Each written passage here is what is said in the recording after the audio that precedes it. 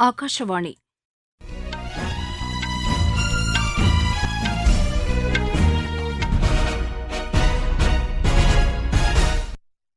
செய்திகள் வாசிப்பவர் வடிவழகி கபிலன். தலைப்புச் செய்திகள்: அரசியல் சாசனத்தின் மூலம் அனைவரையும் உள்ளடக்கிய வளர்ச்சியை நாடு எதிர்கொண்டிருப்பதாக குடியரசுத் தலைவர் திருமதி திரௌபதி முர்மு தெரிவித்துள்ளார்.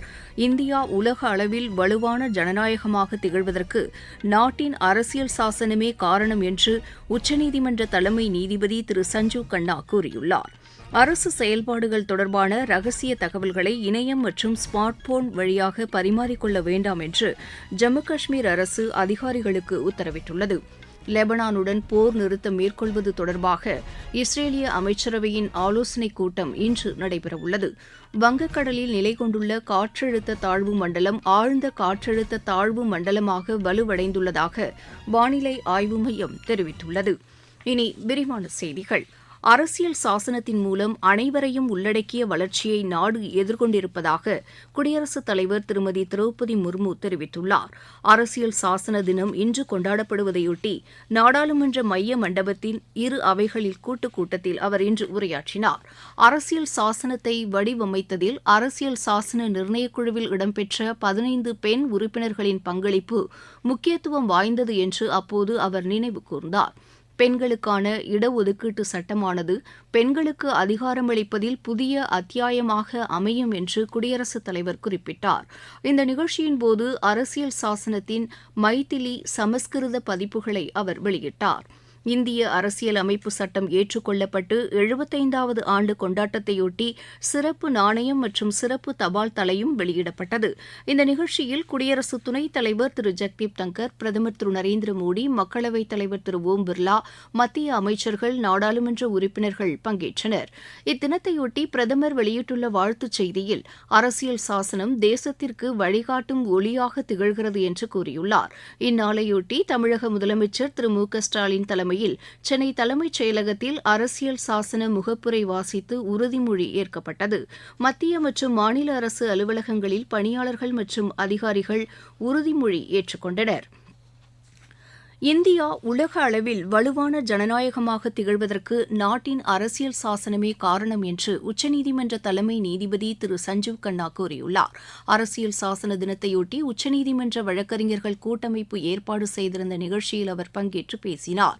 சுதந்திரத்திற்கு பிறகு இந்திய ஜனநாயகத்தில் அரசியலமைப்பின் பங்கு மிகுந்த முக்கியத்துவம் வாய்ந்தது என்றும் அதன் காரணமாக உலக அளவில் நாடு குறிப்பிடத்தக்க நிலையை எட்டியுள்ளதாகவும் திரு சஞ்சீவ் கண்ணா கூறினார்.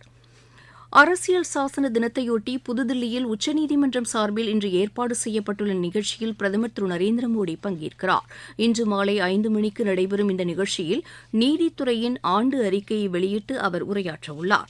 இந்நிகழ்ச்சியில் மத்திய சட்டத்துறை இணையமைச்சர் திரு அர்ஜுன் ராம் மெக்வால், உச்சநீதிமன்ற தலைமை நீதிபதி திரு சஞ்சீவ் கண்ணா மற்றும் நீதிபதிகள் பங்கேற்கின்றனர். மும்பை பயங்கரவாத தாக்குதல் தினம் இன்று அனுசரிக்கப்படுகிறது. இந்த தாக்குதலில் உயிரிழந்த பாதுகாப்பு படை வீரர்களுக்கு குடியரசுத் தலைவர் திருமதி திரௌபதி முர்மு அஞ்சலி செலுத்தியுள்ளார். இது தொடர்பாக அவர் வெளியிட்டுள்ள சமூக வலைதள பதிவில், நாட்டு மக்களை பாதுகாக்கும் பணியில் உயிர் தியாகம் செய்த பாதுகாப்பு படையினருக்கு நாடு தலைவணங்குவதாக தெரிவித்துள்ளார். அனைத்து வடிவிலான தீவிரவாத செயல்பாடுகளை முறியடிப்பதில் இந்தியா உறுதிப்பாட்டுடன் செயல்பட்டு வருவதாக குடியரசுத் தலைவர் குறிப்பிட்டுள்ளார்.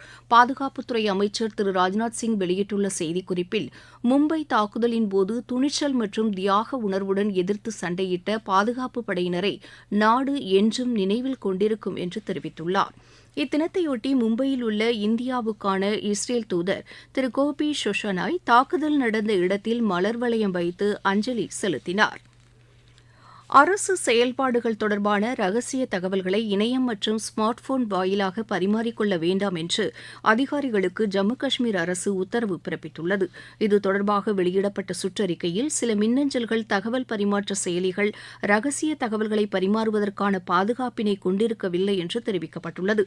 இது தரவு கசிவு மற்றும் முறைகேடுகளுக்கு வழிவகுக்கும் என்றும் அதில் குறிப்பிடப்பட்டுள்ளது.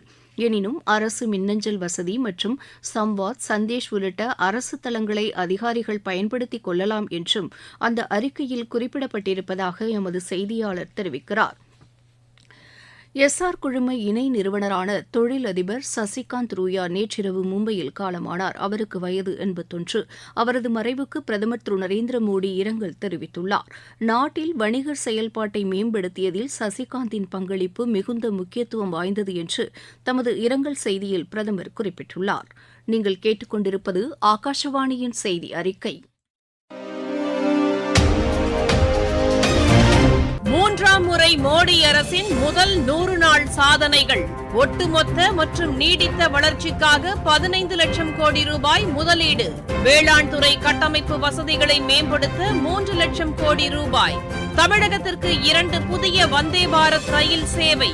தூத்துக்குடி துறைமுகத்தில் 7000 கோடி ரூபாய் முதலீட்டில் மேம்பாட்டு பணிகள். 11 புதிய நகரங்களுக்கு வானொலி பண்பலை ஒலிபரப்பு விரிவாக்கம். செமி கண்டக்டர் இயக்கத்தில் தமிழகத்திற்கு முக்கிய பங்கு. புத்தொழில் நிறுவனங்களை ஊக்குவிப்பதற்கென 1000 கோடி ரூபாய் ஒதுக்கீடு. வளர்ச்சியடைந்த இந்தியாவிற்கான பயணத்தில் மோடி அரசு.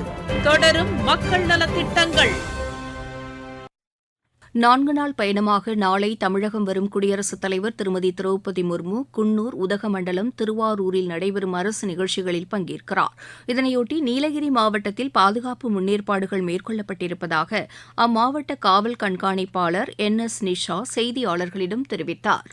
செக்யூரிட்டி அரேஞ்ச்மெண்ட்ஸ்க்காக ஆல்மோஸ்ட் 1000 போலீஸ் பர்சனல் மொபிலைஸ் பண்ணிருக்கோம். இது anti sabotage teams, road route deployment, traffic strength, local law and order strength என்ற வேரியஸ் கேட்டகரிஸா பிரிச்சு அவங்க staying place, en route, traffic points, lighting place, helipad எல்லாத்துலயுமே ப்ரொடெக்ஷனுக்காக யூஸ் பண்றோம். ஸோ லோக்கல் விவிஐபி மூவ்மெண்ட் டைம்ல மட்டும் traffic diversions and local traffic restrictions இருக்கும். அதுக்கு பொதுமக்கள் அனைவரும் போலீஸ் கூட கோஆபரேட் பண்ணணும்னு கேட்டுக்கொள்கிறோம்.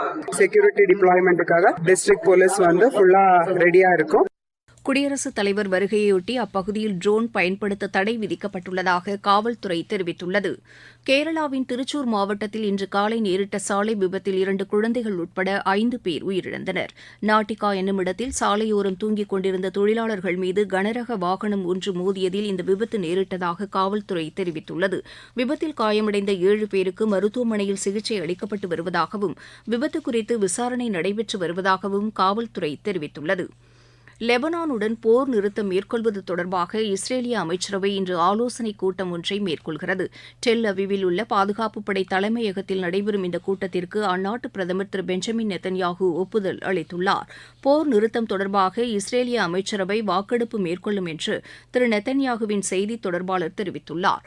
இதற்கிடையே இந்த போர் நிறுத்த ஒப்பந்தம் ஹெஸ்புல்லா அமைப்பை ஒடுக்கும் வாய்ப்பை தவறவிடும் என்றும் இது ஒரு வரலாற்று தவறாக அமையும் என்றும் அந்நாட்டு பாதுகாப்புத்துறை அமைச்சர் இட்டாமர் பென் தெரிவித்துள்ளார். வங்கக்கடலில் நிலை கொண்டுள்ள காற்றழுத்த தாழ்வு மண்டலம் ஆழ்ந்த காற்றழுத்த தாழ்வு மண்டலமாக வலுவடைந்துள்ளது. இதன் காரணமாக சென்னை, திருவள்ளூர், காஞ்சிபுரம், செங்கல்பட்டு மாவட்டங்களில் இன்று முதல் அடுத்த 2 நாட்களுக்கு கனமுதல் மிக கனமழை வரை பெய்யக்கூடும் என்று வானிலை ஆய்வு மையம் தெரிவித்துள்ளது.